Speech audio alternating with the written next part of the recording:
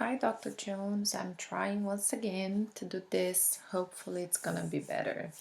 My myth is about inclusion harms kids without disabilities. That's the myth that I'm trying to debunk. I chose this myth because of my own life experiences. I've never had classmates with disabilities. I don't have close relatives with disabilities. So the fact that I have never been much in contact with people with disabilities makes me have lots of questions and of course probably lots of misconceptions about education of children with special needs. With everything that I've been reading about inclusion, which I think it's great, every child deserves to receive the best education they can have. And because I'm a mom, I have kids of my own. I wonder, we all know how good inclusion is for kids with special needs, but what about children without special needs? Many parents are concerned about this. If the kids without special needs, if they are harmed in any ways by being in the same classroom as children with special needs. So that's the myth that I'm trying to debunk because I personally believe that we learn a lot with other people's differences. I really believe that. So that's why I'm trying to debunk this myth. To debunk this myth, I did some research and I ended up finding 3 literature reviews about the impact of inclusive classrooms on students without disabilities. One is from 1997, another one is from 1999, and the other one is from 2009. And although they they looked at different studies, they looked at data from different time frames. They had similar findings, and this is what they found. As far as academic achievement is concerned, there was no difference between children in inclusive and children in non-inclusive classrooms, which means that the children without disabilities, they progressed the same way in both types of classrooms, and their grades were not harmed because of the kids of special needs, but the grades didn't increase because of them as well.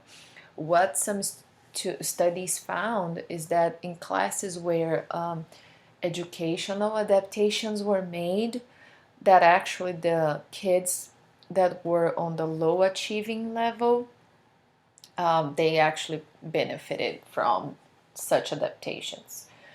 As far as social growth is concerned, all studies found that being in contact with children with special needs, having classmates with that are children with special needs, is extremely beneficial to children without special needs in many levels under many circumstances.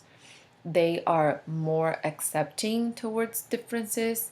They have a better sense of worth, self-worth. They have less prejudice. They have less stereotypical ideas and concepts about disabilities than their peers who go to non-inclusive classrooms. And as far as the teaching, the quality of teaching, the attention of the teacher, as far as these issues are concerned, because many parents are concerned about this as well, they did not find any differences. The classrooms were interrupted in the same way in both inclusive and non-inclusive classrooms. The teachers, they had the same struggles in both classes, so there was no difference.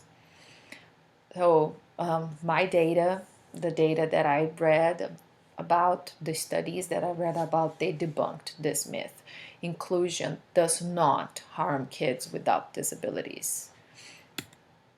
And the damages that I found, are like many damages in several different levels, and it creates prejudice, creates tension among parents. Imagine every parent wants their children to have the best education they can, and parents don't like when their kids are harmed in any ways by classmates.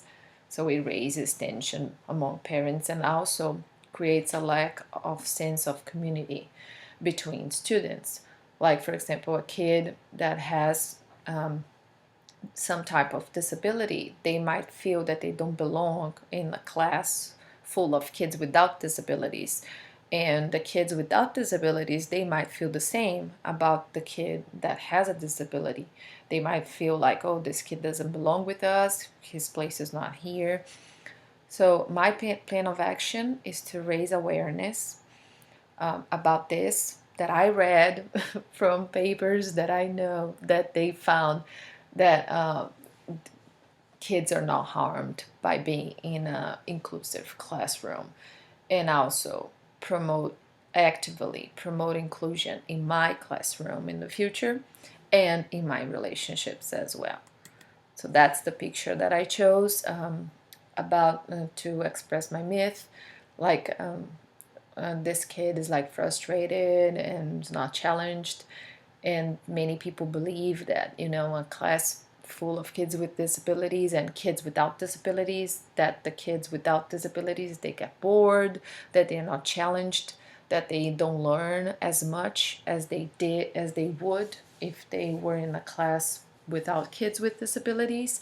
And that's the reality. Learning knows no bounds. We can learn so much from other people, from the differences and the difficulties of other people. It's so I really believe that. Thank you very much, and hope it's better. See you later.